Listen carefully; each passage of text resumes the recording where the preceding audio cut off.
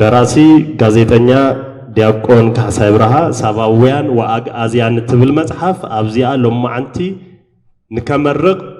ኢሉውን 25 ሚታዊ መሸጣ ናይዛ መጽሐፍ እዚኣ ንሓደ ቅዱስ ተግባር የውዕሎ ኣሎ ነዛ ተበግሱ ጥራሕ እስከ መስግኑለይ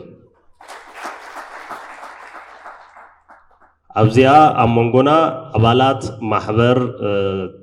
ሰሞያ ጥዕና ጥንዓት ኣለው እዚ ማሕበር እውን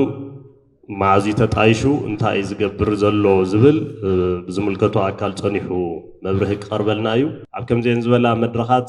ፍላይ ምስ ባህሊ ኪነ ጥበብ ተዛሚደን ኣብ ዝስራሕ ስራሕቲ ሰፋሕቲ ስራሕቲ ይስራሕ ኣሎ ብብርኪ ትግራይ ድሕሪ ጀኖሳይዳዊ ኩናት ምቁራጽ ተጻውኦ ምዃኑ እዩ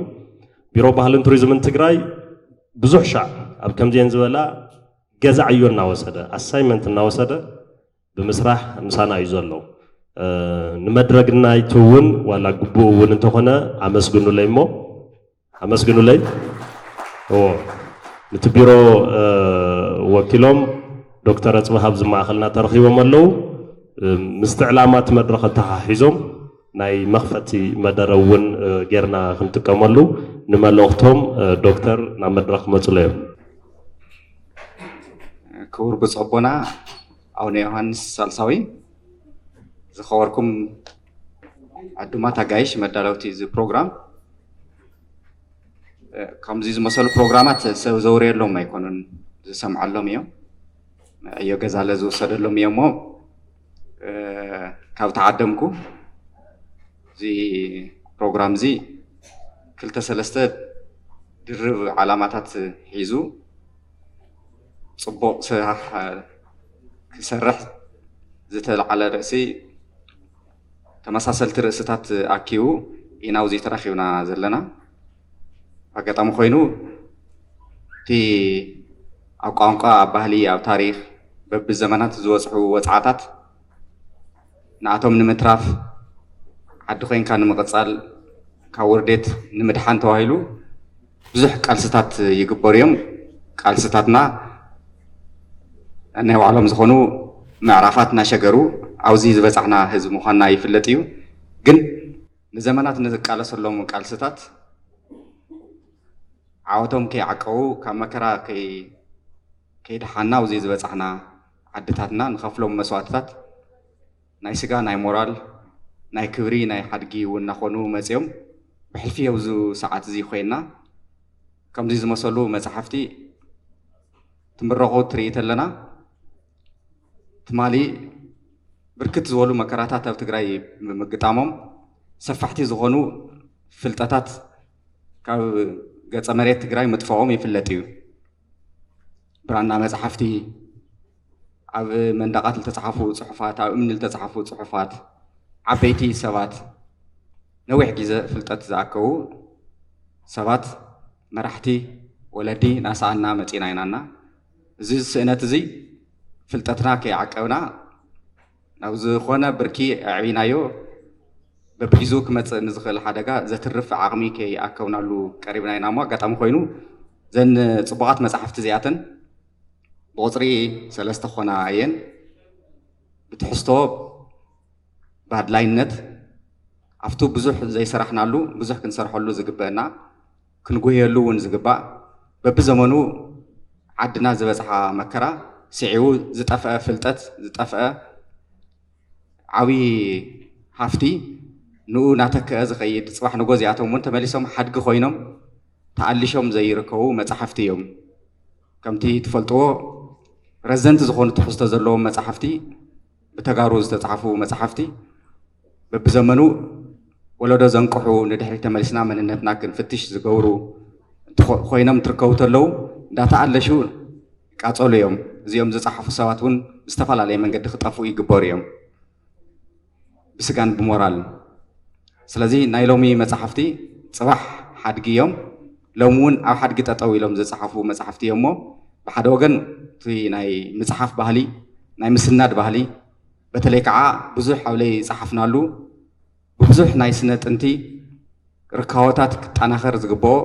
ናይ ደገ ዝጻሓፉልና መፅሓፍቲ كم متقاس وتينا أبناء بعلنا مهران زحفوهم أو تاريخنا عمقات زلوا رديت كلنا بزلنا رديت متن بزعوا عدنا نعلنا لخنا رازين جنزاوي كلنا حدنا كانت أناخر لو منان صراحنا نحس كنجبر زجورنا وانين كلنا مردان خلينا زجبر سلازغنا بمدايزي كم عوي توقسو غيرنا نقطرو كم بيرو بهالتوريزم كل تجراي تخلاي أو ساعات زي تجراي عدد ليا زواتات عزاز ترفت بزحت عديتات رأسا صقرن فتحن زي تقولنا جنا هزون هلواتهم زي نفلتهم ببو برخو زقاري حواتها زلوا تجراي كم زلنا هزبي توم لومي مس كانزوم زلوا أحوات نحط كانزا نايد طرح غيرنايو صباح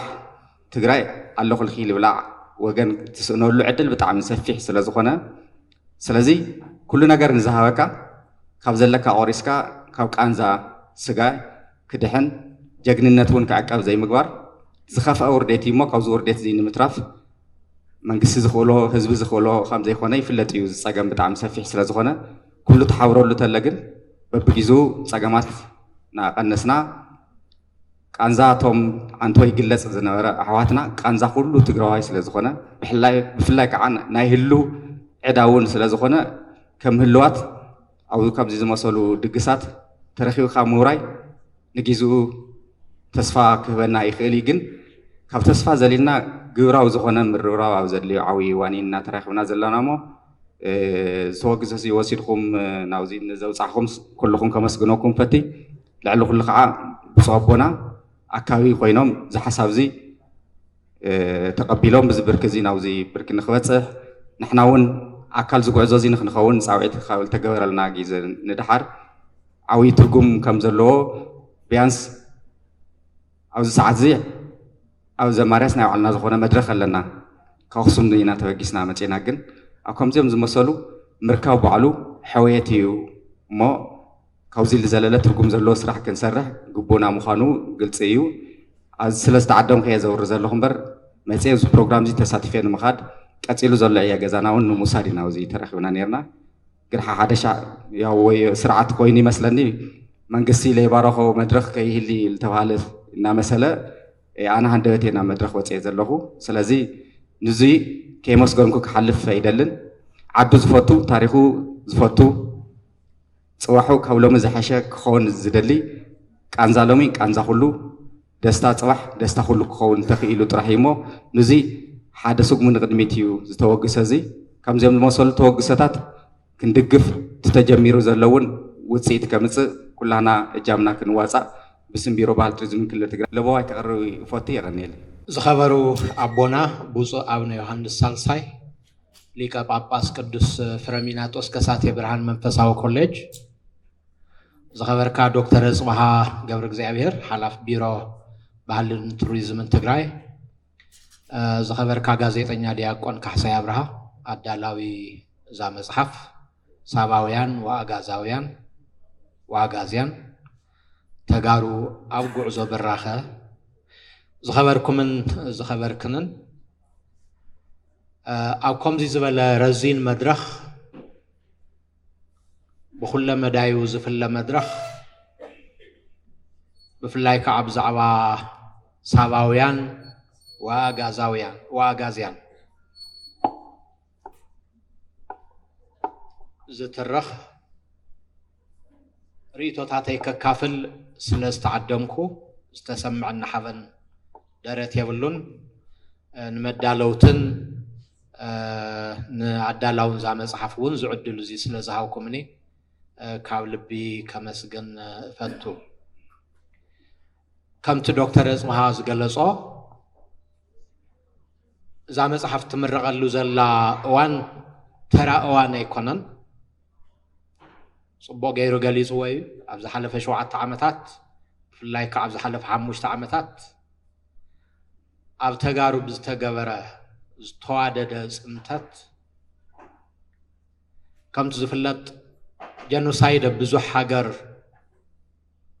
ተፈጽሙ እዩ ኣብ ትግራይ ዝተፈጸመ ግን بعينة عدكن مسارحو انجزاع طرحته يكونه بديزاين ون يفلي كاب مجمريو تجارو زبحالو كم فترة تابر سمريت نخطفو تجراي زبحال جزءات كاب كارت عالم نخحكخ زي رواندا ينبرن أو كالي ينبرن زخم زبلت خلوه تجراوي النتون كم أمر كاب التحساس وادك سبات نخطف ديزاين تغيري تاتيو سلازي اتا تجراي كم جزءات تجراوينت كم امر كم محسبي زبل افتوم كالوت هاجرات استفصم جينوسايد ناتو إلمنت يبلو اب حدا قال يخلي بفلاي زي نستفللو جن تجراوينت كابت حساس بادك سبات قطف هاي مالتيو تاريخو ባህሉ ክብሩ ማለት እዩ ትልስሉስ አቅምን ብሎ ወይ ከዓ ሶፍትዌር ስለዚ ኮም እንድሕር ኮይኑ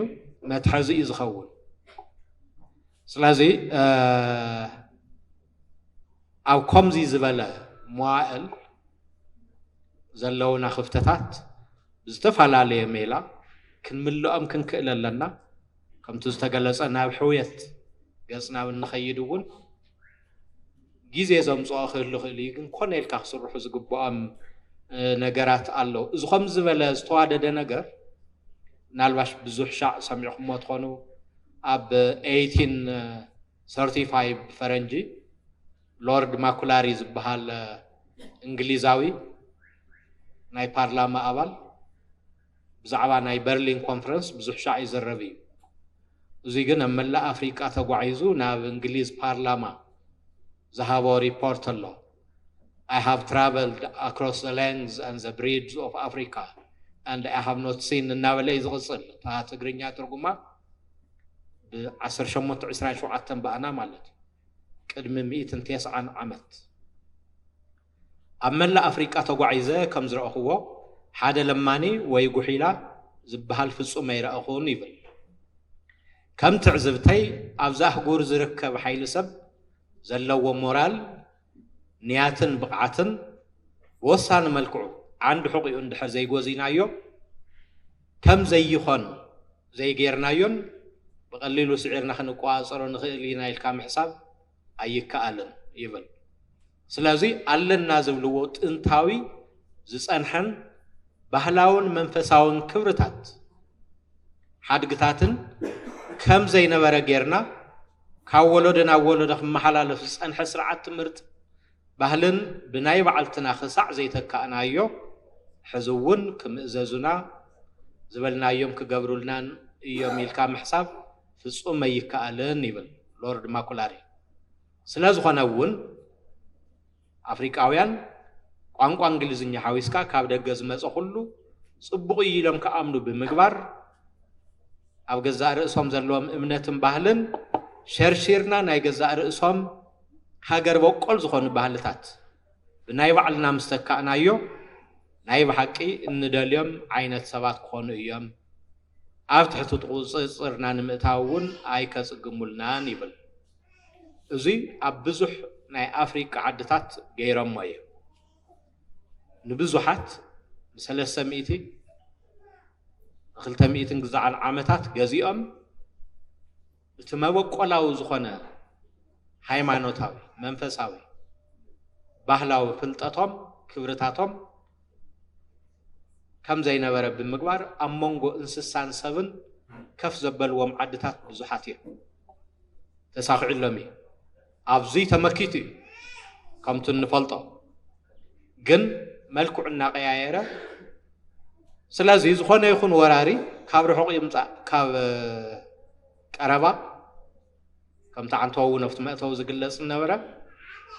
ሒዝዎ ዝመጽእ ዕላማታት ኣሎ ተሓደ ሞራልና ንምድኻም ንያትና ክዓብርን ብቕዓትና ክጎድልን ምእንቲ ብዝሓሙሽተ ዓመት ዝረአናዮ እውን ንሱ እዩ ኣለና ንብሎ ጥንታዊ ጸንሐ ባህላውን መንፈሳውን ክብርታትናን ሓድግታትና ከም ዘይነበረ ንምግባር ካብ ወለዶ ናብ ወለዶ كمحلف صنح سرعة تمرتي نيرونا أينا يبعلنا علنا وني إثيوبيا مسخون عدتات رغبة تقبر مو شغلت عمغت حزات مس سرعة تمرتون أي زيوني طعمكم يون ناولو حد شعخا فندي حد شعخا إنجليز كم استفعلالي أنا ون كداخم بدمر عرس أمنتنا خشرشر هاجر وقال زغنو بهالتات كمن منون ناتجابر أصنعي كم تدكتور إبراهيم أصبح جلس عنتو فقادو أبيات أمنتنا خدو نزي إن كولدنا ولدو تزعبي إنستيشن زلنا نسوس لزغنا كم محلال فوزه لون زكاس الله تقاس إلهم زقوحلو تقوحيلهم أيام سلازي أبزا مرقة مصحف زيئة أنت نزاته بخمزي زبالة ترقوم كنريئ أنت لنا هوليستيك بزخوانا ندحر تعزيبنا يوم زيادة ترقوم سلازه اللوئة نابزي زاعت زلهم سلازي خمت زبالكوه إتاب زعبا تقراواينت كم أمر النسون بتشاسعون النسون يمسلم بزيش مدر لاي داغمين يانداي فتر أبزو حقزي جنوسايد انتفصم يقبروا وانبرا يزاروا نمرتو عن بيت فردون كي خوا زيهم قن رقص أن ياسل ازنورو إيلوم مؤيا خقبروا وانزخا ألو خيدمي تاقانزا أبوزح زي نستوعلا تا أب تقراواينت أب كبرتات أب بهلنا أب تاريخنا زبازحة أقام بزح شع بهل خنفلت لنا زي تصح في حقتاتن ممرحتاتن محورا ومستقابر دك سبات سب كم زخنا انسساي فطر تمالئ سب نخلو جن أمون غوزلو تاريخ بهلن كبرتاتن حدا محبرسب كالي محبرسب زفاليون ساتومي سلازي توم رقيق نواتن ساتوم كاو اوان ناب اوان نادهالكا زي شمون نهابكا الناسيت انكا سخفكف كولا ببعض خيط امامن ناي مقبار كيدي بعبيو تساريح اللي ابزا اب تاريخ تقراي ناي براخة اوانات بيك مومنتس تباهيلون صرحنا بعصرت حموشت زغون اللو بتاريخ استلالي بدنبي أبز مصحفون أدرس خبرو تفتينا ميا تحدى ناي براخة اوان تباهيلو زللا أهازات قئز تفترلو اواني أو عالم هندو عربيك زبهال نيمرال نمرينا ناي كالوت ناي رومان نيمرالز كالوت ونا بلا سرعة تمرتنا تخاطيتو نيري زوم أحازات قئز لعلو سيت مهزو فتران مرمرن كوينم بعينتهم زفلي أحازاتيا تفتيرهم راح يكونن أبطو معلمي حاول تخصم كتكرز مهندسنا تقام قدني مهندسنا نمتقام هاير ماثماتيكس كتقام قدني زي نمتقامون أحازات ناي قدن أبطو مزو علي أمزوم ناي أحازات قز perfection زلوه زتواز أقلو ناي تفعلالي ناي مهندسنا وزيتات نمسرح أحاز بزوح تقم اللوه تحدى تقوم بوتان محصاري حدا عسرا زيرون أسعيف كات صحف حدا مسمر كمال زغل بتوم ناهنا أحازات حاز إربوتا أخات صحفون شمون اللهم كلهم آلاف مئلافات نابلي خير سلازي حدا زيهم نحناي نوقع اللهم زلنا مهنيات بهلي كبرتاتن نشحات عمت ناتورا روسي أمزمزو حدا منسي ودي 10 عامت كون تلو كل تلو زنبرو سيلز وهيوتات بملئم بحدش يمزتكو ودي 4 عامت كون تلو تومستتكو كان بحدش يمزتكو جن أنا يزبل نسو يتغيران لمنتاي تموقعلو تجن سارات النبلة بتقرنيا حادث لازغنة تاب حادث جنس لازفلفل زرلو كبرتاتون كوميم تقراواينات النولو بزبان خصومن قدميون حزن كاب حادث خبرتات لازفلفل نحنا نساتو مينا نساتهم زغالوو أموائل حوانات تسويت زقبر زيادة برتعنا تناتاتهم ونينا أو تقم موعل خنحبحب كنا معبل لقنا خاعات موائل لزطلبو تخل ايتنا يبراخ اوان نبلا في دلات تقرنيا استمهازو لأوان ازوم نايبعالتهم فلين نتزلوهم في دلات استفتورلون استمهازو لون حدا محبرسب بطعم متوق يزبهال نايبعالو قالات كسرح تخيلي قالات حويسو عرفت نقرات اموخعا نعاءاتهم زو كله في دلات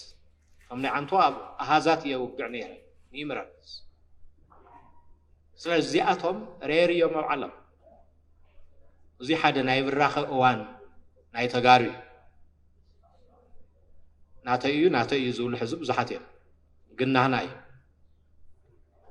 هنسات حاولتا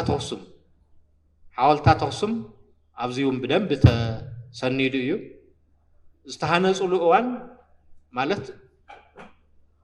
دكتور دانيال صحافة صبغت ريال اللغة دحريت بزحات حرخرخ زولنا زنبرو زي تملسوا حتى زملس من صحافي كما يبقى تسريحه زغانو هاي نقل صيل كاخطرية لها ما نوزا صقم حاولت تغصم استسرح اللؤوانون أي تتغمنا له مسعى ولا دخلت كمالي ناي حدي انقراص ايو مع التوريست تاب مولع عالم كوحز قبر سلازي زيون حدا ناي براخواني بزعبا قرشي نوقعينا لومي بزعبا سلدي جن استخاء لنقري مالت بترقو ما خرقت تلوخ زع مصحف نابع لنا نخنملس عبي برد خفتيا نابع لنا مالت نام نبورنا كم تقرأي؟ سلازي ناي بعلنا كرنسي زنبرنا سباتينا مالت أخصم بوركي برورن نحسن غيرا غنزب تحت ملو زنبرت اوان ساناتي من أب هند قاقلي أميركاو يم أوز مصحف بزرز رقميت اوان ملو كساب 10 شح زغانو وي كندوزي شح زغانو قاينز أو علم تبتينهم كم زلو يقلز زي أفتوان صاب علم كوم أين برا ماني زبهال برشان بروفيت زوالو أو 340 AD أو علمنا بسلت أنا أنزل اللي 4 هجرات اللواي بلمو مبل سالسيت زقمت أقسم يعني حدا أقحو أب هندي أقحا عد كيدا زي تاي بهالي ليب شو مناي تقرنياي ويناتهم ناوزي مسئل وينا هنا ناو غيدل بزحات زماسات تناي نقد من قصقاس إيو زاري كالي ناي براخ اوان نزبهال نقداو من قصقاسات أقسمي لعلا حموشتمئة مراخب ونينم مفوليس أسرار حاز الأول مئنتو حسن مقبار كلتيو قاس نايك أيح بحري وحس غيرم زنورم وطادراوي عغمي سلام السفن اللو نقداو من قصقاس مولا عالم عبينا يبراخ اواني مهزوتات ياريد او زيما محليتا ياريد نلعل شحنا 500 عامت كي تبرزو كاب تولدنا وتولدي سغرو زيماتات تميتو دلجو نوعلو زغرمي كمي غير كان نلعل شحنا 500 كم زلوو ننقلات يكونن فطيرو كم حلف كيلو زي عبي مرمر زدليو ناي براخ اوانات ናይ ምንቅስቃሳት ደቂቅ እስጢፋኖስ ተወልዕ الأوان استمالئ محبراوي ቁጠባዊ ሓርነት ትግራይ ንምግሃድ ዝተወልዐ ምንቅስቃሳት እዩ ነይሩ أوروبا بزعባ እዚ ምሕሳብ ኣብ ዘይጀመሩሉ እንተዘይኹለፍ ኣብ ካልእ መዋእል ክንህሉ ንኽእል ዝነበርናሉ መዋእል ማለት እዩ ዝለዓለ ብልሒ ስልጣነ ኣኽሱም መወዳእታ ሳልሳይ ክፍለ ዘመን ብፍላይ ከምቲ ዓንቶ ዝበልክዎ ካብሮም ፋርስን ቻይናን ሓዲአን ኣብ ዓለም ዘይተኸለፈ ስልጣነ የለን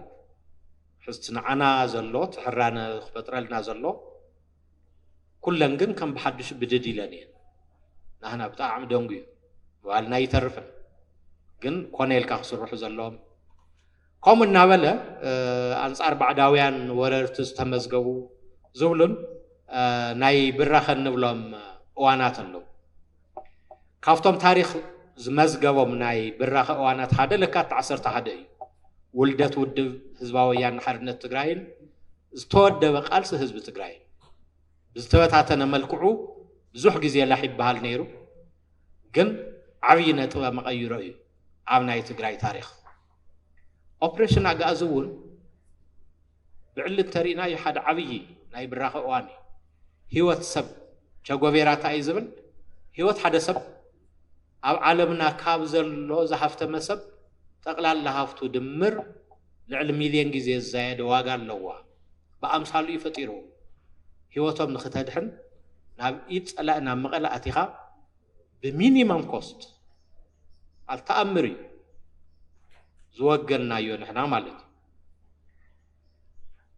እዩ 20 ጉንበት 83 ን17 ዓመታት ዝተኻየደ ብሄራውን ደርባውን ቃልሲ ብወታደራዊ ዓወት ዝተዛዘመሉ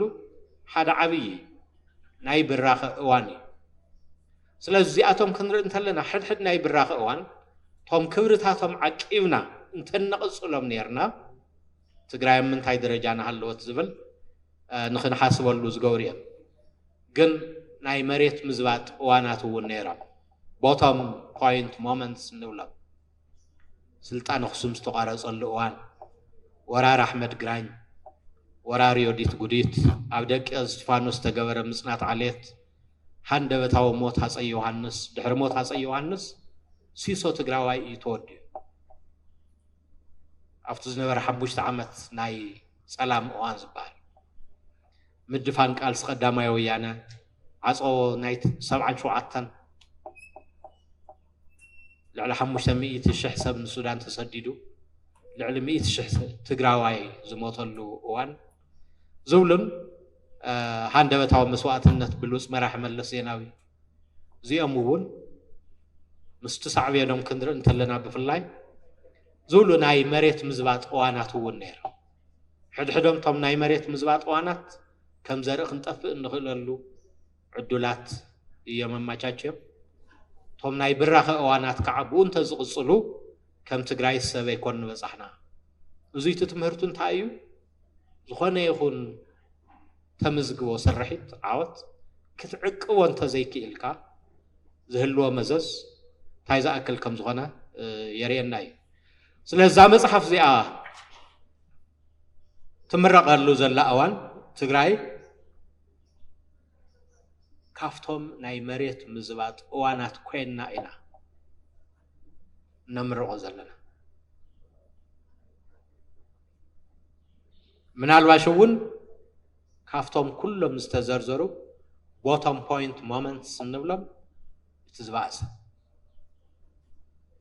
ዝተፈላለየ ምክንያት በቲ ኩልና ማዕረ እንፈልጦ ምክንያታት ማለት እዩ ስለዚ ከንብባ እንተለኹ እዛ መፅሓፍ ምስ ተዋህበትኒ ብኡነ ዝረአኽዎ ከም መርአይ እንታይ ዕላማ እያ ክተሳኽዕ ተዳልያ ዝኒሃ ኾን ታሪክ ንምስናድ ድዩ መናእሰይ ንምህናፅ ድዩ ወይ ሰብ ዋና ታሪክ እንታይ ዝብል ኣባህል ኣሎ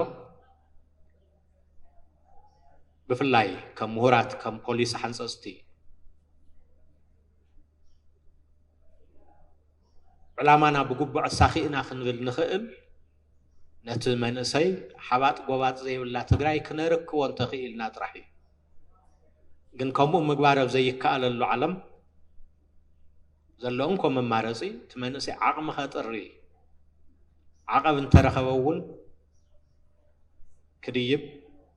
قلقلون الناورده كم زغبرغن كلتات فلطات اگدشتيم اتوانا گن تاريخو خفلط او تاريخو كل مشترات الله كبرتاتو خلابس ባህሉ ብዕሊ ኮንን ምግባር እዩ ስለዚ በዚ መንጽር እዚ እውን ክሪኣ ፈቲነ ዝተዛብዐ ተረኻት ኣብ ምስትኽኻል ዘለዋ ግደውን ብዕሊ ክርኢ ኽኢለ እየ ዛንታና ተረኽና ብምትሓዝ ዘለዋ ግደ ካፍቶም ሰለስተ ክጸንቱ ዝተበየነ ኣሎ ትግራዋይ ከም ዘርኢ ትግራይ ከም መሬት ከም ግዛት ትግራዋይነት ከዓ ከም መሕሰብ ብፍላይ ኣብቲ ሳልሳይ ኣብቲ ትግራዋይነት ዝተጻወተቶ ግደውን ብዕሊ ክርኢ ኽኢለ እየ ብኻሊእ መዳይ ጉቡእነት እዛ መጽሓፍ ረለቫንስ ሕዚ እንታይ ይመስል ኣብዚ ሕዚ እዋን ኣብቲ ዝኒሄናሉ መዋዕል ነቱ ዘለናሉ መዋዕል ዘለዋ ትርጉም እንታይ እዩ ዝብል ክርእውን ፈቲነ እየ ብዛዕባ ሕውየት እፈልጥ እየ ብዙሓት ባንክታት ካብ ደገውን ኢንተርናሽናል ኮንሳልታንትስ ቆፂሮም ናይ ስነ ኣእምራዊ ሕውየት ክህቡ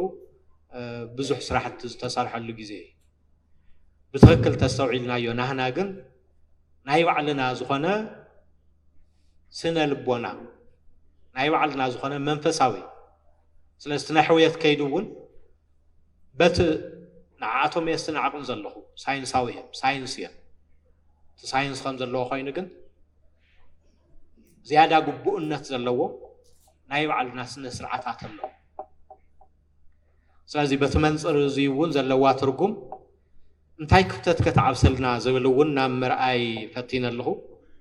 او كيد حويتنا زلوا ترقم ازيل علي قمت عن توستواهله مالت عالم سق الى سق كتب لنا حد فتنت الله كم تجارو سرفايف نقبر هم كأند سنكنا زخونو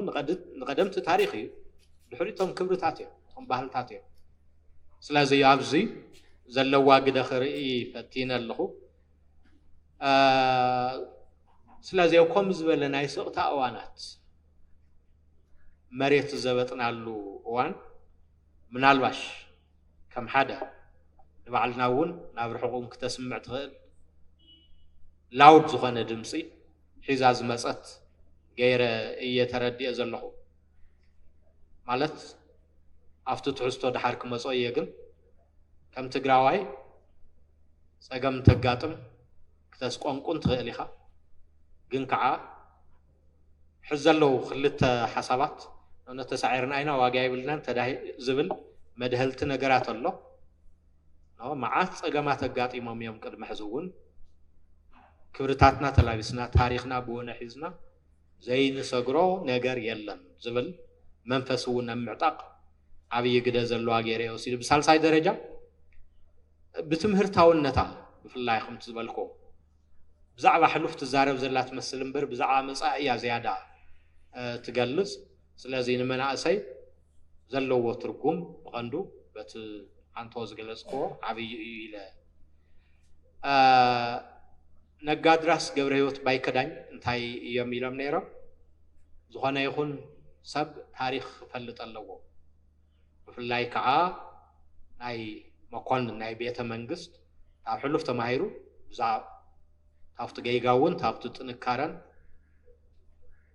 ተማሂሩ ጽቡቕ ንኽሰርሕ ታሪክ ግን ታሪክ ኮይኑ ዘገልግል እቲ ታሪክ ሓደ ሓቅት ኮይኑ እዩ ካላይ ብጽቡቕ ቋንቋ ተጻሕፈት ኮይኑ ሳልሳይ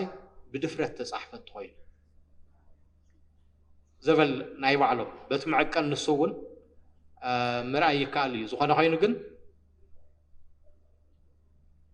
ሓደ ኣበርክቶታት እዛ መጽሓፍ እንታይ እዩ ናብ ዝብል ብደንብ ክሪኦ ፈቲነ እዛ መጽሓፍ ሕሉፍና ተርእየና ምስትያት እያ that is who we are نحن نسوينا تساقامون تتنكاريون كم متن مستياتون من كم زنبرنان من كم زغنان بدن بغيريات زتي ስለዚህ ካሳይ አብርሃ ዛ መጽሐፍ ማለት በቀለም ጥራህ አይኮነን ጽሒፍዋ እንት ጽሕፍ ተሎ ኢሞሽን ውን አለፍቱ ውሽጡ ክንኮነ እንደልየ ነገር ውን ብደንቢ ባህግታት ትርዳኢኻ ካቡ ሕሉፍ ይመስል ግን እዚዩን ክኢልና ኢና እዚዩን ተኻኢሉ እዚዩን ተገይሩ ስለዚህ ሕድሕድ ዘንብብ ሰብ ኣብ ውሽጡ ዝፈጥረሉ ነገራት ስለዚህ ሕዝውን ኣብ መንጎ ህላወን ዘይምህላውን ኮይንና ስዒርና ከም ንወፅእ ዘጠራጥር የብሉን ግን ናሃለዋት ጥራሕ ከም ዘይኮነ ነዚ መዋእል ዝምጥን ታሪክ ክንሰርሕ ከም ዝግበአና እውን ብደንቢ ተማላኽት መጽሓፍ እያ ትሕዝቶ ፅሬትን ዕምቆትን ብዝምልከት እውን ብዝርዝር ክሪኦ ፈቲነ ብደንቢ ዝተመርመረ ድዩ ኣንቢቡ ድዩ ጽሒፉ ተሞክሮታትን ታሪኻትን ትግራይ ህዝቢ ትግራይን ኩሉ ዝሸፈነ ድዩ ዝብል እቲ ዝሓለፈ ሕልኽላኻት ኩሉ ከም ቁፃሮታት ክሪኦም ፈቲኑ ዶ ዝብል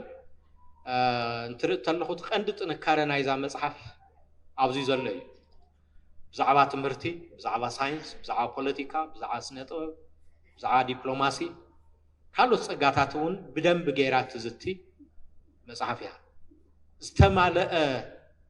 ትግራይ እዩ ነይሩ ቀደም ሽሙ ትግራይ ይንበር ብዘየገድስ ተማልአ ብፍላይ በኽሱም ስልጣነ ብንግድስ ወታደራዊ ብዲፕሎማሲያዊ ብስነ ጥበብ እዚኣ ጎዲላ ዘይትብሎ ስለዚ ከምኡ ዝበለ ናብራ ይግበአናን እንኽእሎን እዩ ናብኡ ክንምለስ ከም ዘለና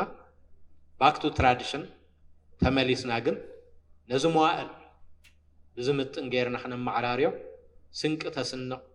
ኮይና እያ ረኺበያ እዛ መጽሓፍ ብዛዕባ ውልቀ ሰባት ኣይኮነትን ብዛዕባ ህዝብን ባህሎምን ታሪኾምን ክብርታቶምን እትዝቲ መጽሓፍ እያ ታሪኻውን ባህልታትን ባህላውን ትኽክልነት እውን እንታይ ከም ዝመስል ቶም ዕለታት ሽማት ሓቅታት ኩነታት ብትኽክል ድዮም ተቐሚጦም ንጥንታዊ ስልጣነታት ኩሎም ግቡእ ክብሪ ሂቦም ስምዒት ሓላፍነት ድዮም ተጻሒፎም ካብኡ ክሳዕ ሕዚ ዘሎ ምትእስሳራትከ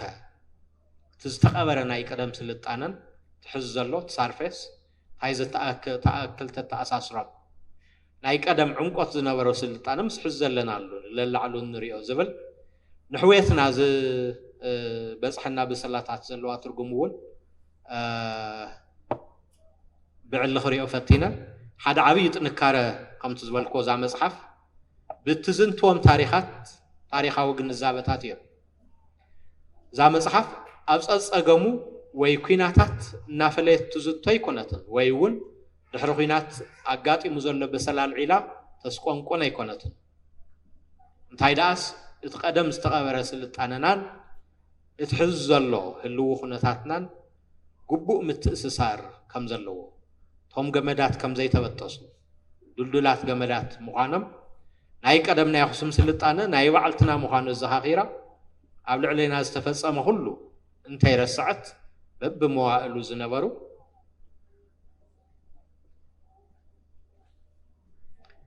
ሰዓት ስለተወደአት እዩ ዝብለን ዘለኹ ክንደይ ደቂቃ እያ ተዋሂባትኒ ኢለን መተሓባበር ትጠይቀዮም ታዝ ነገሩኒ ኣለትኒ እያ ቁርብ ቅፅል እየ ግን ቅልጥፍ ክብል እየ ስለዚ በዚ መሰረት እዚ በሰራርዓን ኣወዳድባን እውን ዋላ ትፍለው ንመንበብቲ ሒዛቶም ከመይ ከም ትጓዓዝ ካብ መእተወት ሒዙ ክሳዕ ምዕራፍ 15 ብፅቡቕ እዩ ተሰኒዱ ዘሎ ሰሓብነት እውን ዋላ ቶም ስእልታት ኣብ ዝባን ዘለው ኣትሒዙ ተውሽጢ ዘሎ ሓደ ሓዲኡ ክትሪኦ እውን ዘይክስሕበካ ክእል እዩ ሓደ መገምገሚ ናይ መጽሓፍ ጽልኡ እውን ብፍላይ ንመናእሰይ ከምቲ ዓንተ ዝበልኮ ታሪኾም ፈሊጦም ብናይ ባዕሎም መንገዲ 2013 ዘጋጠመና ንሱ እዩ ፋሕብን ጭር ኢልና ታሕሳስ ሓደ ተወሰነ ግዜ ትዳናገጽ ኢኻ ታሪኽካ ኢኻ ትዝክር ድሕሪኡ ሰገጥ ትብል كل ነገር ናብ ንቡር ታያም ዘለዎ ዓብይ ማለት ህዝቢ ታሪኹ እንድሕር ተወለዱ ታሪኹ ዘይፈልጥ ልክዕ ከም ሱር ዘይሰደደ ዓብይ ኦም ማለት እዩ بقليلو تجنداسي سراورنات تاريخي هم كبرتاتيا سلازي كساع حزب زحلفة شو عتها جرات خالي بجمرو بتوز حسو وخي الزازم كجتا زجبرنالو تمشترى تاريخنا أبز مزحف زي بدم بيركبيو أفتهم كبرتاتنا الله أبهلنا الله سلازي بزمن صرزي كري أنت الله صبق استواصل كرمز قبوي لن مالته يكون نعم نتاو حدا بوتا حزز الله بزح حزبي عالمنا شو عت بيليون مالت مفتر دك سبات أبزي مخاني تنتنيو جن أفتقد دام يحتام تحتمت يا مسلني حزز شو منتنت وخل تسلست بيليون سبيز الله كم زول دك نجارات كله وخليهم بق عندكم نجارو جن ዝተዋጸሉ መጽሓፍ እዩ ስለዚህ በኻሊ አገላልጻ ትግራይ ኣብ ርእስና ደጊምና ንኽንስእላ ኣብ እምሮና ደጋጊምና ንኽንቀርጻ ንኽንፈልጣ ማለት ናይ ኩሉ ድምር ስለ ዝኾነት ግቡእ ቦታ ንኽንህባ እንትንሓስብ እውን እታ በብዝተፈላለየ እዋናት ተቆራማምት ትግራይ እንተይኮነ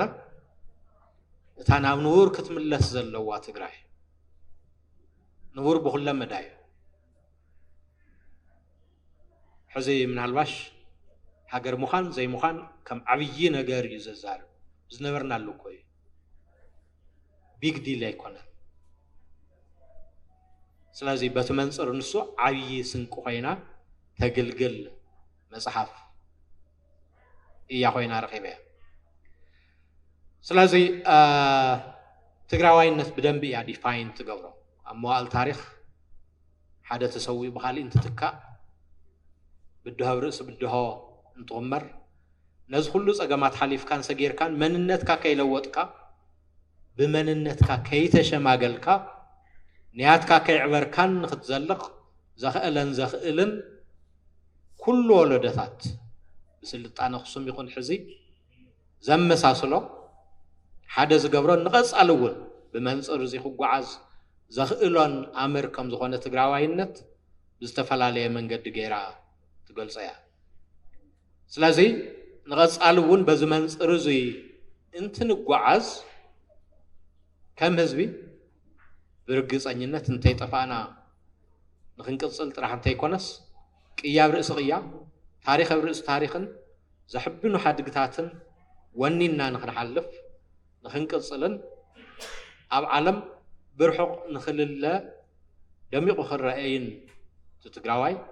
زخئلوتهم قندي سوفت وير تتقراوينت ስለዝኾነ ኣብኡ ዝገበረቶ ኣስተዋጽኦ ብጣዕሚ ልዑል እዩ ኢለ እዛምን ብድምር ዛ መጽሓፍ ሕሉፍ ጠባስና ናብ ዘተኣማምን ዋሕስ እንቕይረሉ ኩነታት እትፈጥር መጽሓፍ እያ صوارنت تصوارينت زلوم ترجم توم كبرتات بدم بغيرا اتحبرهم يا سلازو خنا خنتات كند دلايام يحاربتو والاوم دلاي تشالنج يغاطم ግን نحنا تغارو نابتو زمتننا بركي نابراخه نموصاب نغبرو غعزو عبد الله صقا مخنتات كوينا ونططاو كنبل كم زيبلنا بدم بغيرا ترئي إياه أبز حلف عمتاتون تجارو بأكل أطفيهم بحالنا دمسيسهم منفساو كبرتاتنا واردهم وأنا هايمانوتنا خمزين برن مقبار زخدو قيادتات انتن رئي ناتاتهم حسب سوق نخبلنا راحين برن انتهي داس خاف تاريخ عالم تقليلهم نخطفونا جن لعل 4 شح ناتورا رأس زمصه حزوم بقليل خطف خم زي يخل اتهم بب مواعل استسرحوا سراحتي نتحز له ولا دون حبوس نقم نابزل على درجة نخنبصح التخل مصحفية ስለዚህ ንሕና ተጋሩ መንነትና ኣብ ታሪኽና ኢና ንረኽቦ መንነትና ኣብ ክብርታትና ኢና ንረኽቦ መንነትና ኣብ መንፈሳዊ ኩነታትና ሃይማኖታትናን እምነታትናን ኢና ንረኽቦ ስለዚ ትግራዋይ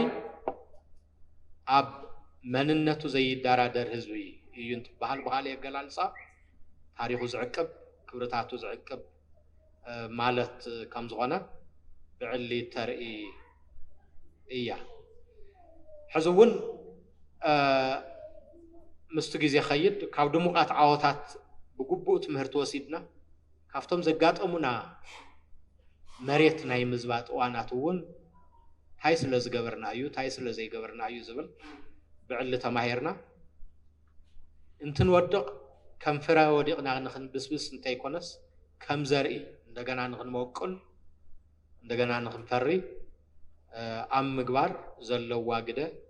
ልዑል እዩ ኢለ ይሓስብ ካብ ኩሉ ንላዕሊ ግን ምስ ጎኒ ንጎኒ ከምቲ ዝተገለጸ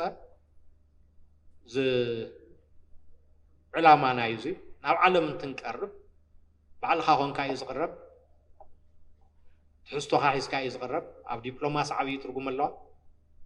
ደጎ ይኹነ ውሽጢ ዘሎ ሰብ ኣብ ምቅርራብን ሓደ ምግባርን ልዑል ትርጉም ኣለዋ ከምቲ ዝተባህለ ከዓ እዚ ነቶም ምእንተ ሃለዋትና መስዋዕትነት ዝኸፈሉ ኣካሎም ዝጎደሉ መሐከሚ ዝውዕል እቶት እዩ ዝብል እውን መቐፀልታ ናይቲ ትሕዝቶ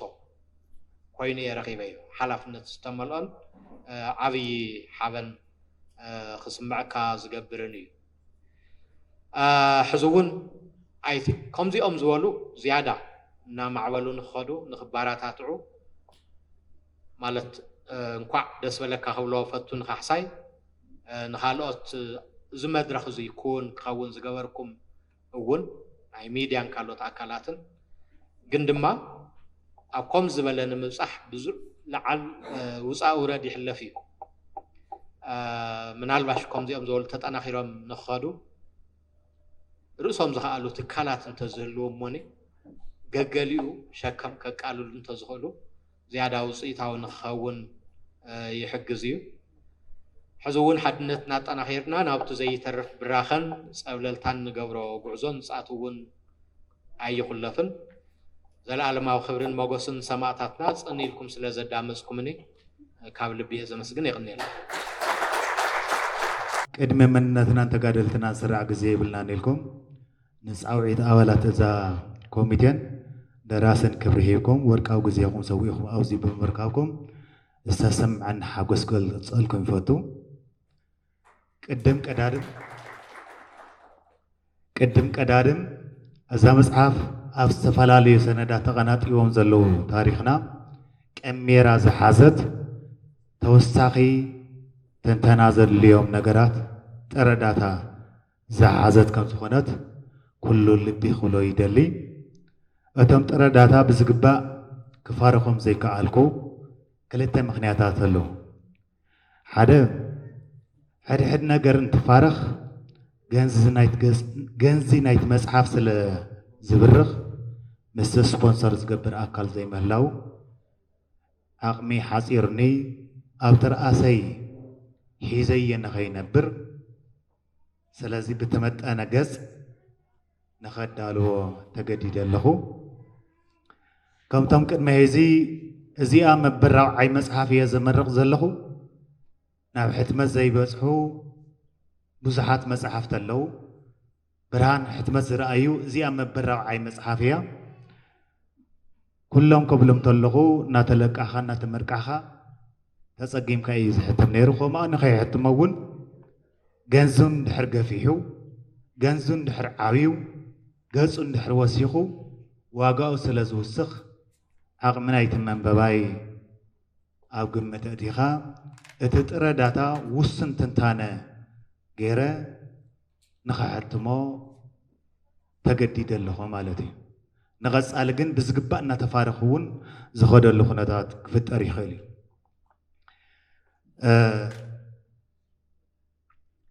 ነዚ ክርኤና ዝኽእል ክልተ ሓረጋት መዚዘ ክሳይ ከብል ማለት ተወሳኺ ትንታነ እውን ዘድልዮ ታሪክ ትግራይ ናይ ኣክሱም ዳኣማትንስ ኣብዛ መጽሓፍ እዚኣ ተቕሊልካ ይፀሓፍ እዮም ኢልካ ስለ ዘይሕሰብ ተወሳኺ ትንታነታት ከም ዘድልዮም ኣብቲ መጽሓፍ ካብ ዝገለጽክዎ ነገራት ክልተ ሓረጋት መዚዘ ከቕርብ ሓደ ነገር ክንፈልጦ ዘለና ተጋሩ ዕድለኛታትና ዘብለና ስለ ጥበብና ታሪክና ብራናታት ግእዝ ጥራሕ ዘይኮነስ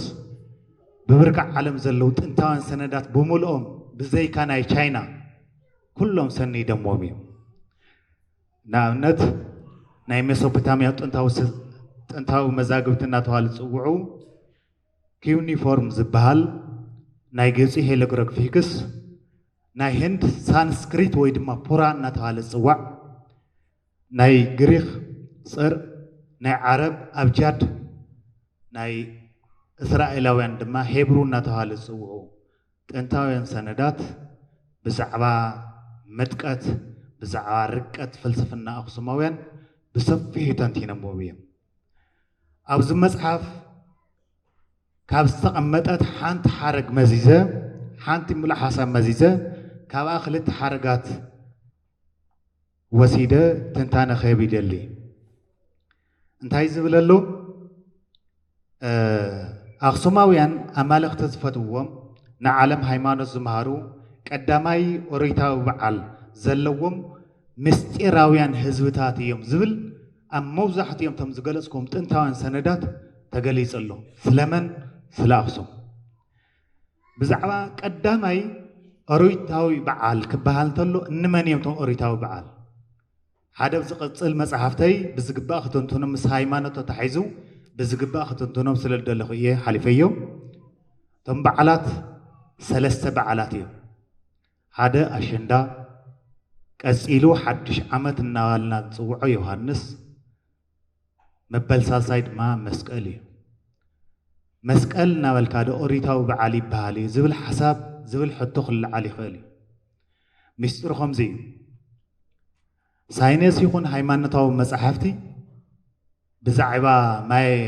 ኣይ ብዝግባእ እዮም ዝገልጹ ሳይንስ እንታይ እዩ ዝብለና ቅድሚ 12500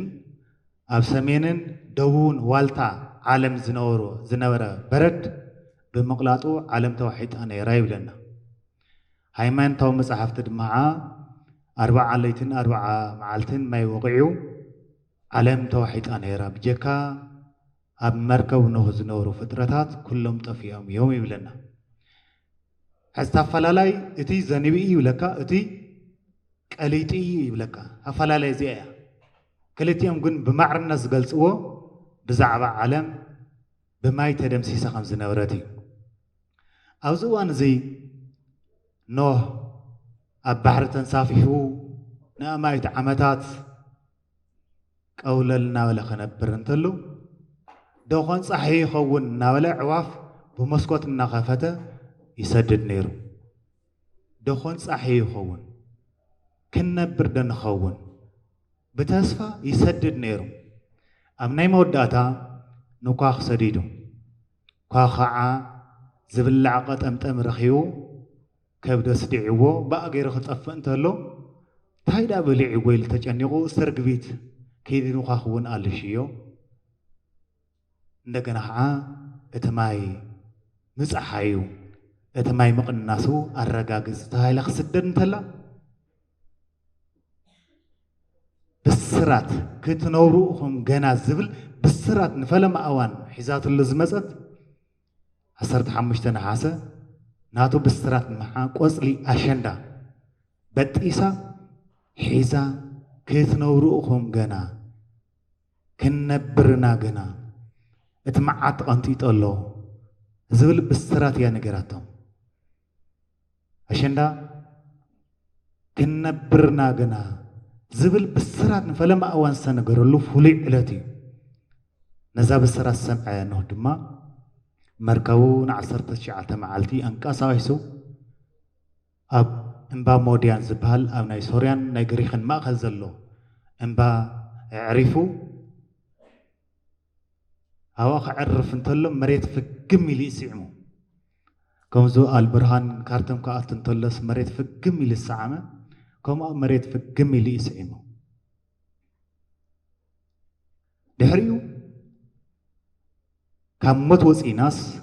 هيوسر إناس بتجبر كنقصل مخاننا خنبر مخاننا زرقة زفلتنا لا معلتي زياس لزخنت زمن قاص أسرانا مسي يكون تهيلو نوح تأزاز وريدو تا تأزاز عقيبا زلا أخسماوياني زن تاريخ زل علن زلخو أخسماويان تجارو كساب كندينا بوكار حزبتاتكم زخنا نمرأيه سلازي كأتا تخاو نوح نولد بوكار حزبتات أتعمل اختبون أو تجار تعقيبا حدش عمتنا مسكرم نجارو الزلنا هذا علم تفترة له كاميرات كلهم كاو زمزازلو أخسماويان ولدنا بزعة ميزان مدرس عقنلو مسألة تحجب سفح تنتانا زلو على السلس خنا تخليتي أرويتاوي تبعل حدش عمدية تاسال سيتو أرويتاوي تبعل زمزات أزدياتهم أرويتاوي بعل زلو وميم قلسنا تلو سال سيتو أرويتاوي بعلنا منيان نحرتها هيلا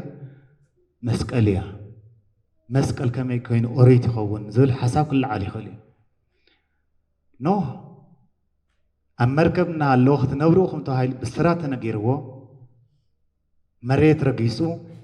نأملاخن فلما أوان مسوات زعر قول معلتي أم مبل عصرت شعارت معلتي كبحت مسكرم ساب عصرت شعارت معلتي نحب قصير ناس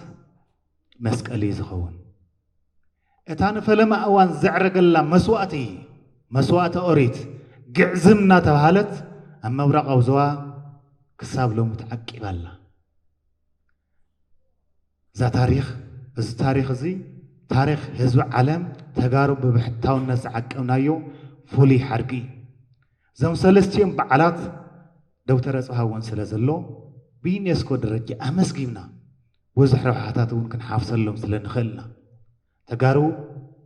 كاب تجريسدو كاب يفراتس دو مسيم زبالو زي كونس ما بقولهم نخصم زنورو كافتم تنتاون حزبتات كم زخونو نمر اي كوسد سلز دلخوم مالتي اتخالي تجارو اخسماويان ببركة عالم كافتم مستراويان زبالو حزبتات حدا ايوم زبل افت مصحف تجليسلو سفيح تنتانيد لي بتخالي قز كابيم اندمسيام كاب تجريس دمسيام ناتهالي يزربي جن ناوخسم ولك أسبتا زي كوينو زمز أبيهر جن يلن مزاجبت انتاون مزاجبت تفتشنايو ولك أسب زمز الله تقرأ أي كوين زنبرة زمز أبيهر جن يلن كاوزي جن نفتفل على خوابتات عالم جن تبتينا ميو نزيمر أي خنانا ما يداي ناسينا تهالس وع أمريكا زلو أبوات نايمايدا نسني أخصومن بمول نزما ساسلي من مسسال راح يكون زمن قاصاص رانا والمعري كابزي زمن قاصاص را أخصوماويان نايمايان حانتي تنبيتاوي زرباس لزنبرت نا جليس أي مدرخي كعصو مالتي تياتا مستر أخصوم عبي قمر نوس قمر ما أخلي قمر زبهال له عوادنا تهالس وعو كاميرات اللو أما يوون أو أمريكا زلو معبالة عبي قمر نوس قمر ما خلاك قمر زبهال اللو عبي قمر ما قلتش عن 10 أمات مرات كزازم انتلو وي علم كتفئية وي دم حدش كونتات كفتارية زبل تنويت نيرقوم إذا تنويت أنا ونيري فرنجي إذا قصص رازي بفرنج مسيل ومس كحلو خصبي صنيحهم قلتش عن 10 فرنجي انت تصبيو ازيات بهاللوط يلان دحاره نبرا نحنا خسمعنا خنچي نقص اغباب يكونن يلم أسرحيهم كصنحون تلو بفرنجي كلتش عن 20 بانا كلتش عن 10 انتهي قاطي من نهر تايلو إيفولا كاب إيفولا جميرو كورونا جميرو تفعلاليو ترى زي فلتو حمامات أقاطيم أزيت راح يكونن ترأيو قدمي تمزجيو زي فلت متن وعي بارع حوي من قطقات مريت كم زيول تأمرات ترأيو قدمي ترأي بزي فلت كوينات زحزل له كوينات نعلم رأيه حدش كونتات كجمري زولو ترأي زي فلت وزحف نقرات قاتيمو زيئة أو كل تشيحن عصر تغلتن مودة خبابي حدش كونتات كفتري إلهم زقص أروو مسناي من قاتيمو مسناي أخصو مغيان كوم زي زوال أخصاي زلو تقارو كاو كالي زمس زي كونس أو زي زوقولو كاو زي قنا استفال لقفالات علم بروفيسور عنتو يقلس نيرو أو هندي هندو نفس فلا اللي نقراتهم كده كم زيز ولا تجاوز زلوم ببرك علم بناء أدان بخبر زقلصو فوليات هزفتاتهم كم وصل زخنا ونيو كاب زمن خصوم جميرو كساب ذا ساعات زيا بس أحد عدي سللتي خن سفلا لأكلات وسأتنيتات تفليم وزيما زي فلتو كما سنتلو أني زأكل براناتات كني زأكل هافتات حزام يوم زخدو زي نقص على جزائر لنا مالتي نزي ونيو إسرائيلاويان زي أتوا عديلن كم زبال براناتاتنا ون زي أتوا عديلن نمن تأيين ده هرتوا هايلو براناتاتنا نما بقص ساينساو مرمر زخون كاب كرسة مريت كسا هو زلق زعمق زرقق تباب سلز حازي نخصر كوي كونان براناتاتنا أشحت كيلومتر توقع عزام زخور زلو حسابو سرقياز سفترة دحري بعدهم مجزاتي كدميو سرقياز زي فلت قلو أو زي باور أو زي تحالم قلو أير أو زي تحالم اللقوان بارجع بقول أشحت كيلومتر توقعيزم زمص نور نمت أخبالتلو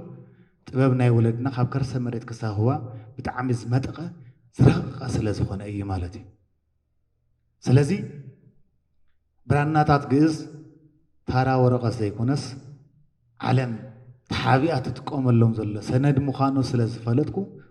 نعصرت حمشت عمت عصرت حمشت عمت يزلو هذا عمت سلسم سنة حمشت معلتي يزلو مفتح نظام سند زخون نزقا قالت كالسناد كرتت الناول كسانيه تفلالي سندات كتأكب ناقاتم كتوادد قلوتك جنزبك جزيخا زباخانو بتعم خبيدي إذا خبيد مسوات غافلة زدالة هو نمنتعين نخوف في دفافي إني زول نجر من قد حساب هيبه إيدن إيد كاتو هايلنا خرابار بسلا زلنا تا مدرك عزوا حسابي كعزو مالتي عصرت حمشت عمت جزائز الناس عصرت حمشت عمت عصرت حمشت عمز أكلكم أختبلت لها كبيد مسواتي إذا خبيد مسوات بالكل سواقا دخامي انت حاتتكو نمنتعي وفي يوم كبالت له زروا بروفيسور كان في أي خلق أحد مدرخ أو نيكو دايما أسي تزاروه ببرق علم تزلع على هافت الزبال سوي قصيلي مريتي قصيلو كابيتالي تقراي زدحانت بسبايا سبان سواد محا بتبجقانو جاب بالحيدنا يتما ختزنورو تقارلتنا سلازي سبب تقدمي هافت خمز أبز مدرخ ونزقلص النورة تزلع على هافتني علمنا ندحر كوينو تقارو تزلع على هافتنا سبب ندحر كوينو نزوزي نوقع اللزلنا منت نزوزي تأكينا نزتيل نزلنا هزبي بيزا خوينا مزدحانو تم جوغاني نزيئاتم تبسيحنا اللهم هذا أفتو بس حزبي نيوعل تركم اللو أفتو صباح والتا زخونا تقراي نيم فراي نيوعل تركم اللو نزيو قمة اتي يخصي أوفي يزلو زنكلتا مسحفتي زنكلتا مسحفتي توفينا اللو بزعات بروجكت دحارة انتقاد لاي ملاكو زغرو وخونيوم قنت إعلام هزي أزي أوزي ترواري بنا مسرح مالت سقاي هزو تقراي مقلال مالتي نمنتاي حدا تقاد لاي بيتسب اللو حدا تقاد لاي عرخت اللو متعويت اللو مسارحت اللو ብጾት ኣለዎ ንሱ ይሳቀል ማለት ጠቕላላ ዝፈልጦናው ይሳቀ ዘሎ ንሓደ ተጋድላይ ምሕካም ማለት ብኣማይታ ሸሓት ዝኸውን ህዝቢ ምሕካም ማለት እዩ እዚ ክሕከም እንድሕር ኮይኑ እንታይ ክግበር ዘሎ ንመንግስቲ ተጸቢና 4 ዓመት ዳገርና ኢና ንሰብ ሃፍቲ ተጸቢና 4 ዓመት ዳገርና ኢና ነተካላት ተጸቢና 4 ዓመት ዳገርና ኢና ትመንግስቲ እውን ዝተዳቀቀ ቁጠባ ኣለዎ ተንተካላት ይኹን በዓል ሃፍቲ ይኹን ጸኒቲ እዩ ንሱ እውን ተዳቂቀ እዩ ናው ተጸቢና እቶም ወርቃውያን ጀጋንና ክንስእኖም ተዘይኮይና ክንበጽሐሎም ኣይንኽእል እንታይ ዳ ክግበር ኣለዎ ህዝቢ ብሙሉኡ ክሳተፍ ኣለዎ ህዝቢ ከመይ ገይሩ ይሳተፍ እንድሕር ተባሂሉ ሓደ ሰብስ ሓንቲ መጽሓፍ ንምዕዳግ ኣይትጽግመሉን ታዚ ዕድጋ መጽሓፍ ንምሕከም እንድሕር ኮይና ብዚ ገርና ኣብ ውሽጢ ዓድና ወፃን ዘሎ ኩሉ ትግራይ ኣረባሪብና ክንበጽሐሎም ንኽእልና ናኣቶም በፂሕና ኣለና ማለት ናብ ቤተሰብም ክሕወስ እዮም ክወልዱ ክዝምድ እዮም ኣብ ህላወ ትግራይ ከዓ ዝለዓለ ነጥቢ ንኸመዝገብ ዝገብር እዩ እሞ ዘረባ ንውሒ ይመስለኒ ክብረት ያለይ ስለ ስማዕኹኒ ክቡር ኣቦና ብፁዕ ኣቡነ ዮሃንስ ሳልሳዊ ክቡር ዶክተር ኣጽብሃ ገብረ እግዚአብሔር ክቡር ፕሮፌሰር ክንፈ አብርሃ ክቡር ኣያና ኣምባሳደር ጸጋይ በርሀ ክቡራንን ክቡራትን ዕዱማት ኣጋይሽና ዕድመ እዚ ፕሮግራም ኣኽቢርኩም ስለ ዝመጻኹም ዘለኒ ክብርን ኣዳን መጀመርያ ገልጽ ፈቱ ዝኸበርኩን ዕድማት ኣጋይሽ ናብዚ ባህልን ቋንቋን ታሪክን ትግራይ ንምዕቃብ ናይ ልዕሊ 15 ዓመታት ድኻምን ጻዕርን ተጋርላይ ጋዜጠኛን ደራስን ዲያቆን ካሕሳይ አብርሃ ፍረ ድኻሙን ጻዕሩን ዝኾነት ኣብ ታሪክ ብራኸ ትግራይን ተጋሩን ትድህስስ ናይ ጽንዓትን ምርምሩን ውፅኢት ዝኾነት ሳባውያን ዋጋእዝያን ሰነድ ተጋሩን ትግራይን ዝኾነት መጽሓፍ ምረቓ እንኳዕ ብድሓን መጻኹም ክብል ደጊመ እዚ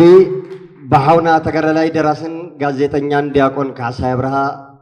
ዝተበርከተልና መጽሓፍ ተጋሩ ታሪክ ንሰርሕ እምበር ኣይንስንድን ዝብል ናይ ማሕበረሰባዊ ተደጋጋሚ እንሰምዖ ወቐሳ ዝሰብር ንሰነዳት ታሪክና መሰረት እምኒ ኩርናዕ ብምዃን ናይ መወከሲ ወይ ሪፈረንስ ዝብልዎ መጽሓፍና ኮይኑ ከም ዘገልግለናን ብዙሓት ድማ መጽሓፍ ዘይጀመሩን ጽሑፋቶም በቢገዝኡ ከይዛዘሙን ዘቐመጡ ጸሓፍት ዕጥቅን ስንቅን ወነን ከም ዝኾኖም ሙሉእ እምነተይ ንሕና ኣብ እዋን ጆኖሶዳዊ ጽንተት ኣብ ልዕሊ ተጋሩ ንምፍጻም ዝተወልዐ ኩናት ንምምካት ናብ ደንበ መኸተ ህዝቢ ትግራይ ዝተጸንበርናን ክሳብ እዛ ዕለት ኣብ ጎኒ ናይ ኩናት ውግኣት ብጾትና ብምዃን ኣብ ምድሓን ኣካላዊ ጉድኣትን ህይወትን ብጾትና ዘለና ተጋደልቲ ሰብ ሞያ ጥዕና ጎኒ ንጎኒ እዚ ስራሕና ኣብ መጋቢት 7 2015 ዓመተ ምህረት بتلمدو سمينز وين دما دجن ريفرال هوسبيتال محكم سراويت تግራይ زبوغلت صنعات محبر سمويات عنا تግራይ بزبل سيامه كاب كلهم اب تግራይ زركبو زملكتهم منغستاوي بيت عيوتات فقاد بمركاب ኢኮኖሚያዊ መትረፋይ ዘይኮነት ካብ ፖለቲካዊ ውዳበታት ወገንተኝነት ነፃ ዝኾነት ኣብ ጉዳያት ጥዕና ብፍላይ ድማ ካብ ናይ 17 ዓመታት ብረታዊ ቃልሲ ህዝቢ ትግራይ ጀሚሩ ክሳብ እዋን መኸተ ብወታደራዊ ግልጋሎት ንትግራይ ዘገልገሉ ተጋሩ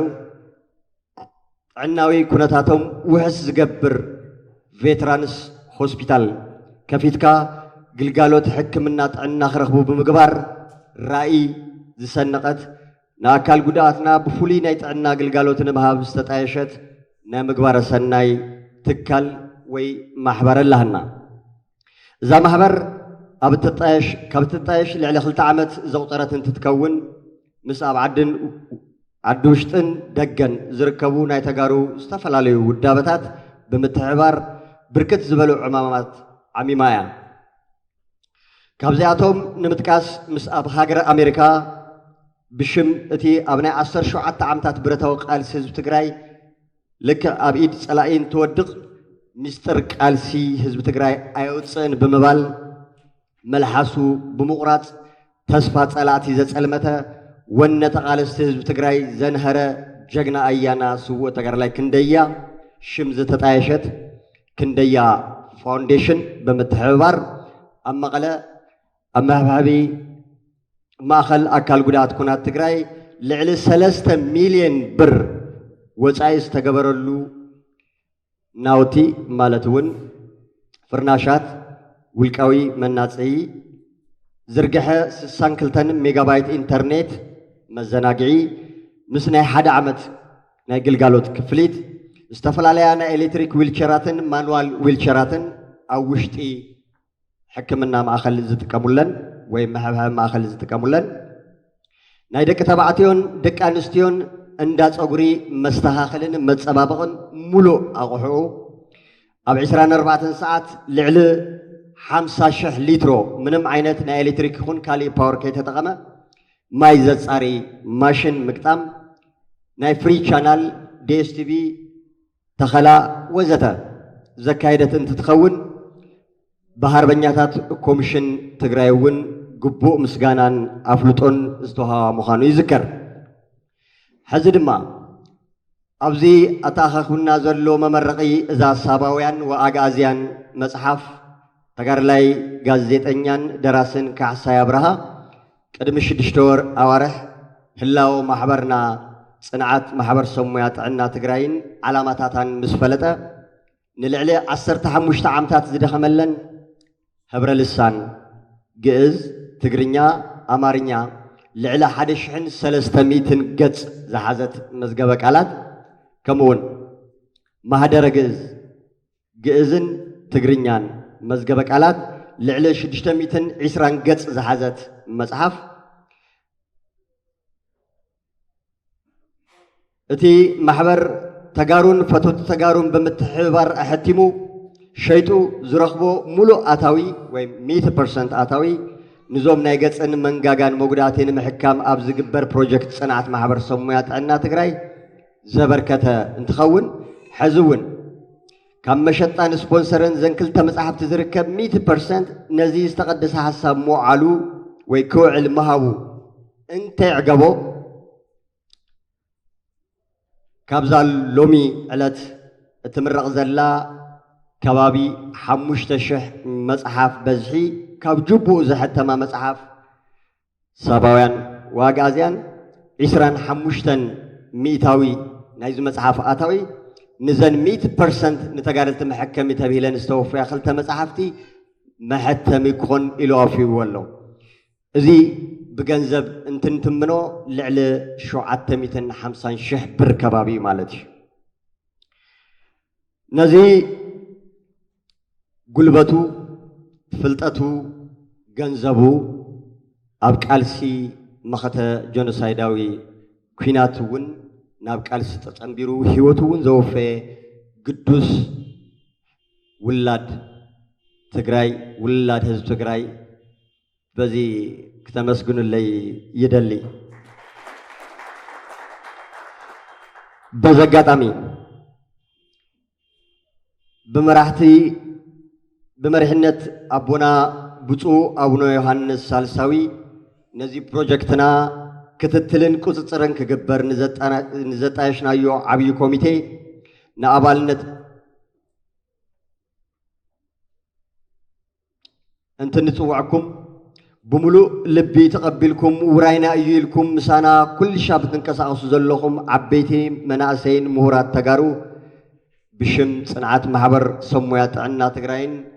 بشم أكل قداتنا زلنا كبرنا أدان كجلسي فوتو زي بروجكت ناقصن منجاجان مقداتي حكمنا مطرحتي زكايد بعلمويا بمواوي أتصوعو ماكزيلو فاشل بلاستيك سيرجري سيرجن يبهال بهاجريهون بهاجر أفريقيا درجة يلان نزي قدات زبطهم وجناتنا نبهاجرات هندي أمريكا أوروبا وزدا كوجعزون نخبيد إقتصادي وتعن من قلتعن زدارك بمهانو أنا كم محبر بستفلالي من قدي اتزاد اللي جنزب وإقتصادي بمهلال سمويا نبتغري كمسؤول بمقبار أبعدوش تنزلنا نزلنا سمويا نايفلتات شججر كفترون بمجبار كاب كبيد وسائن منقلت عندما تحكمتنا نمدحن إيم وفرنا كل تجراي ببزلو عقمي مسانا خربارب مجبار كابتم عبيتي سجماتن شخمتاتن هزب تجراي مرقاف سلازغنا سمع خلو مسانا خحبر نزي سمعون نقسم متصوعتاي النغروكو ميدياتاتنا نزي أخل شفان بمهاب أما فلمتا تي بروجكت كساب تا موداتا أحواتنا بصوتنا تحكيوم نام محبرسهم تحاويسهم وليدهم زميدهم كأسألتي تولدي تقراي كساب سخونو مسانا كم تخونو زلني أمنت صنعيو نزمت أخمس كله زلني كبرنا دان دقيمة كمسجن كبرت يا بلي بسم الله وولد ومنفس قدوس هادو أملاك خلو بزفترة خلو بزجبرة እግዚአብሔር አምላክና ቅዱስ ፈቃዱ ሆይኑ አማ አخلكم ተረኺበ ስለ ትግራይን ስለ ቃንዛ ትግራይን ስለ ተስፋ ንቅድሚት ትግራይን ክናገር ሎል እግዚአብሔር ስለ ዝፈቀደለይ ቅድመ ሁሉ ልዕሊ ሁሉ ንፈጣሪ ክብር ምስጋና ይብጻሕ ካኡ ብምቕጻል ኣብዚ ዘለኹም ዓበይቲ ወለዲ ካብ አምባሳደር አለቃ ጸጋይ ወላዲና ጀሚሩ ቀጽሉ ካፍቶም ጽቡዓት ምሁራን ትግራወት ተስፋ ትግራይ ታሪክ ትግራይ ዝጽሕፉን ዝናገሩን ንሎማዓንቱውን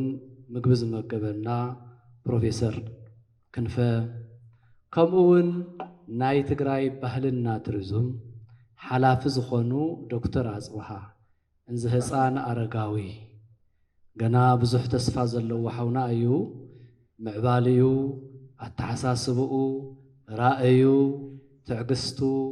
አንደበቱ ግን ብልጽ ጽቡቕ ዝበለ ገሩ ዝዓደሎ እግዚአብሔር ሓውና ካልኦት እውን ቃንዛ ትግራይ እውን እሕሚምኩም ታሪክ ትግራይ እውን አዘኪርኩም ናይ ሓውና ጅግንነት እውን ድኻምን እውን ተረዲእኩም ካብ ማንም ንላዕሊ ድማ እቶም ትማሊ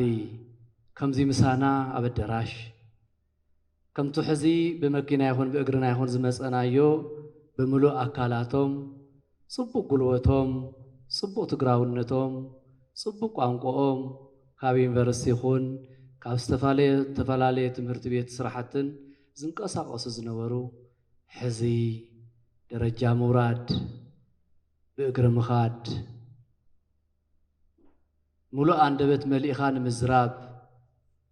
ዝኣበዮም ጀጋኑ ደቅና ክልተ መልክዕ ዝረአናሎም ደቅና ሓሲብኩም ኣብዚ ዝተረኸብኩም ብምሉእኹም ከመይ ውዒላትኩም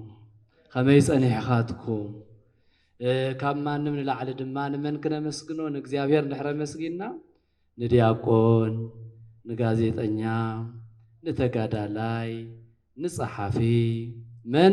دياقون كحساي استمرار هؤلاء مورال استهؤلاء إذن دحرولكو سلات المصحف بروفيسور سلات خنكونا زقبانان ناي تقراي حزير ساعات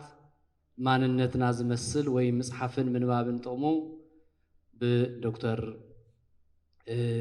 ناي ባህልና ቱሪዝም ሓላፊ ሓውናም አጽብሃ ተነጊሩ እዩ ኣነ ግን እንታይ ኣኽብል ሰለስተ መልእኽቲ እኽሕልፍ ሓንቲት ብዛዕባ እታ መጽሓፍ እዛ መጽሓፍ እዚኣ እታ ናይ ልሕዝ ዘላ ንእስ ዝበለት እያ ከም ስነ ጽሑፋ ግን ብጣዕሚ ሰፊሕ እዩ እታ ቅድሚኣ ዘላ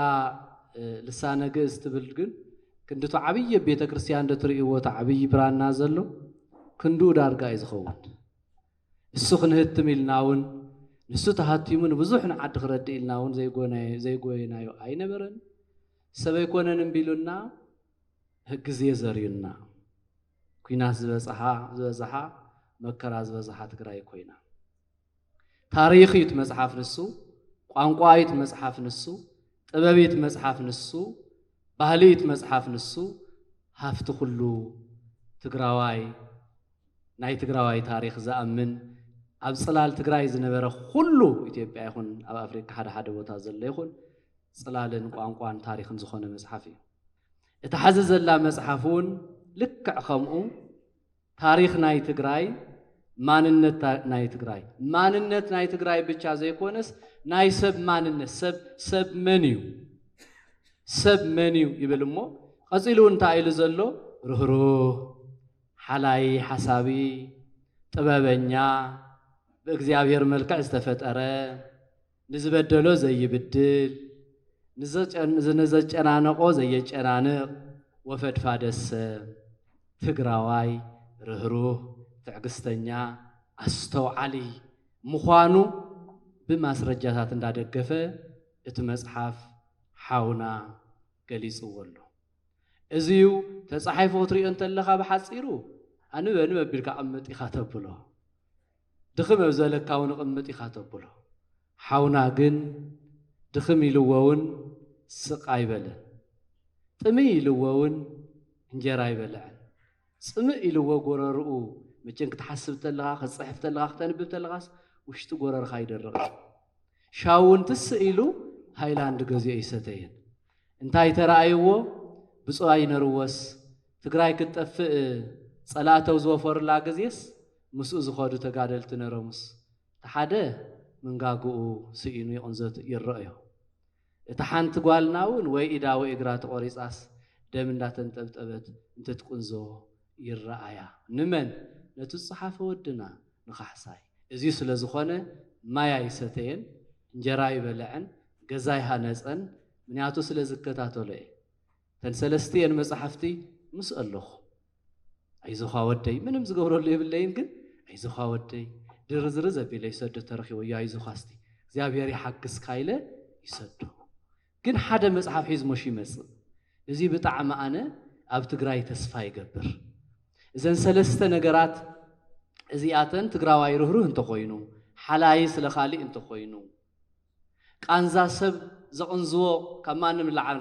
ንላዕሊ ህዝቢ ትግራይ እንተኾይኑ ግነበል ሕዝቢ ትግራይ ኣበየሎ ትግራይ ታሪኽና ንሱ እዩ ዝነግር እቲ እውነተኛን ሓቀኛ ታሪኽ ይገሊጽዎ ጸሓፈ ወድና ግን ከምኡ ደለና ተሓዋዊስና ኸይንኸውን ተደባሊቕና ኸይንኸውን ንእሽተይ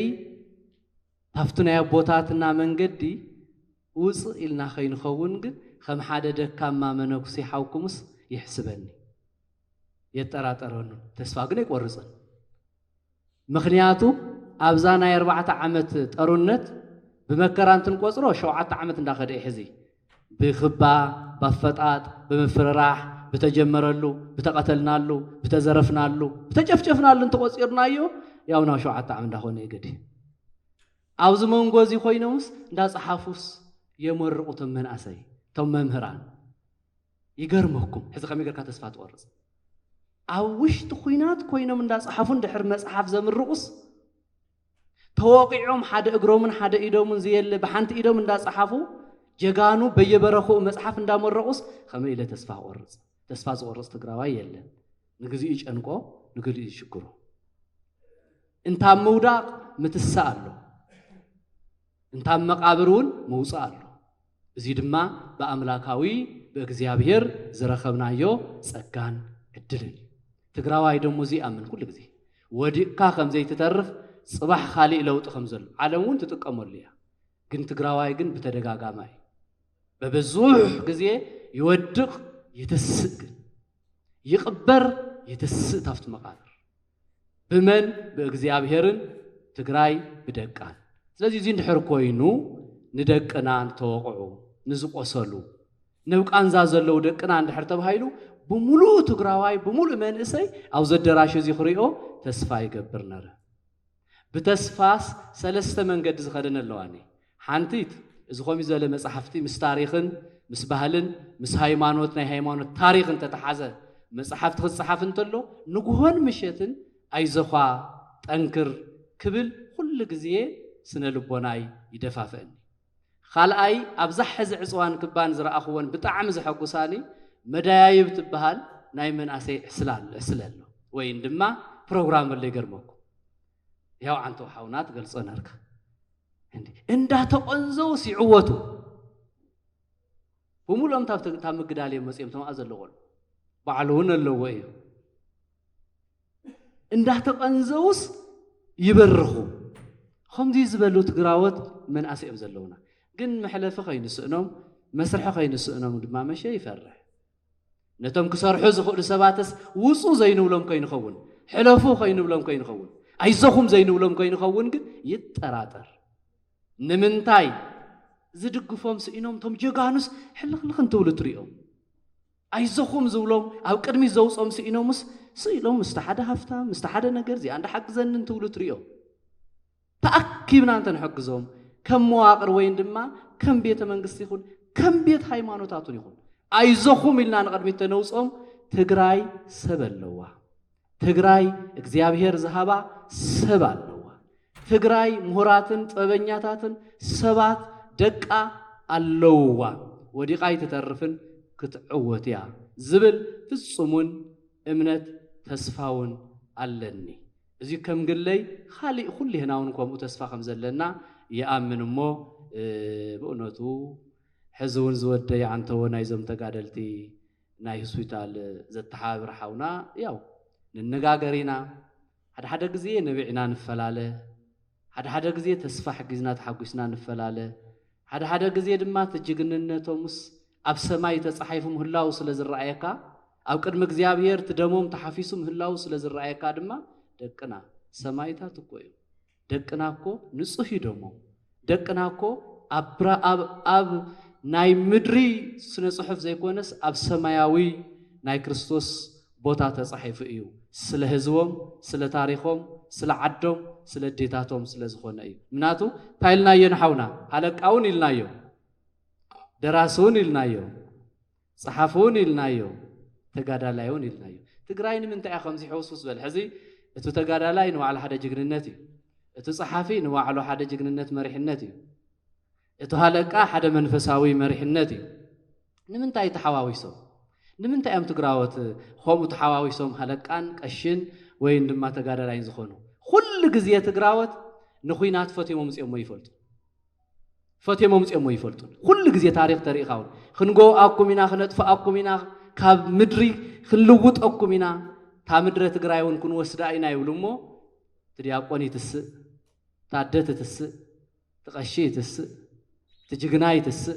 تدكتوري تسق تمامري تسق تعوزياتهم كلهم ناي كله سرحتني هاتي خونو كل جزء ببزمانو وعلو أمباسادر هلك أزقاين تلنايو ناين دامد هاني علم بيت كريستيان قلقا يكونوا بغامي كم زوز أو علي فلتوي بق تاريخ تاريخايو تحاويسنا نخود زلنا እቱ ሃለቃስ ነቱ ናብ ተጋዳላይነት ከአቱ ደለ ይኮነ ትኹነታቲና ኡዝቱ ስለዚ ድሕር ከምዚ ተሓጋጊዝና ንኸይድ እዚናተ እዚ ንበሃል እቱ ፕሮፌሰርውና ምግዳል አትዩ እቱ ሃለቃውና ምግዳል አትዩ እታደውና አትያ እቱ ሽማግለውና ብሓደ ኮይንና ንዓድና ዝሰፈርና ወይ ንዓድና ዝተጠርነፍና ሰባት እንተ ኮይንና ግን ወይለይ ሕዝውን ወድቅና ከምዚ እንተርፍ ተስፋ ስለ ዘለና إذا تاريخ نازئة جن نعقب يخبل دليل مجرد شامل أختي إذا تاريخ نازئة إذا حادنة نازئة إذا متحقق جاز نازئة جن نعقب أنت بالجن ترايك زارب دليل كون خفتة الرأي الله خفتة الرأي نحنا نتكلم كحادنة ناينا نحنا نبرخ تاريخ نازعوت سنصحفنا نعلم كفالة أنت خوينو حادنتنا أنت تنكري جغننتنا بعالم كنقر انت خوينو حدا خوينا تاريخنا انت مسكرنا حدا خوينا اب تاريخنا انت ترخينا اينا مو سب تاريخ حزبينا تمكحتي يكونن እግዚአብሔር زهابنا ጥንታውያን ህዝብና تمكحتي يكونن تاريخنا ايز نغرنا حدنتن رهرهين زلنا ህዝብና تمكحتي يكونن تاريخنا بعلون تنوينا يندحر نزطمه مهاب نزتقنزوي زخايلكا متحمما متحححاب تاريخنا ناي ولدنان بصحفون ببهلنا نرخو ስለዝኾና ሰብ እንተዘየልዩ ታሪኽ ወይ ቋንቋ የለን ቋንቋ እንተዘየልዩን ዓዲልካ ትጽዋዓሉ ነገር የለን ብቋንቋኻ ጽሒፍካ ታሪኽካ ሓሊኻ ትኸይድ ሰብውን እንትህሉ ቋንቋኻውን እንትህሉ ቋንቋና ከጥፍኡ ማንነትና ከጥፍኡ ብተፈላለየ መንገዲ ትማሊ ሕዝውን በአና ሽግር ዘሐጉሶም ህዝብ እንተልዮም እግዚአብሔር አምላኽ ናብ ሰላም ይመልሶም ሕዝውን ሰላሙ የብዝሓልና ደቅና ተሐኪሞም ቁስሎም ተሐቢሱ ኣብ ስራሕ ኣትዮም ወሊዶም ከቢዶም ነቶም ዝሞቱ ወይ ድማ መስዋዕቲ ሰማዕታት ዝኾኑ ደቅና ተኪኦም ክወልድልና ምእንቲ ቶሎ ንሐክሞም ቶሎ ንሐብሕቦም ቶሎ ነልዕሎም መርኣይትናን መጀመሪትናን ናይዛ መጽሓፍ እዚኣ ዕድጊት እያ ክትከውን እሞ ኩልህና نزوم متحابرتي يبلنا نودي نعينا بيلنا خنصدم لنا እግዚአብሔር ይሐግዘና አነውን ፍርቀን በባዕለይ ፍርቀን በኮለጀይ 10 መጽሐፍቲ ከወስዴ እግዚአብሔር ምስኩል ይሁን እግዚአብሔር ይባርክካ እንኳ አፈጸመካ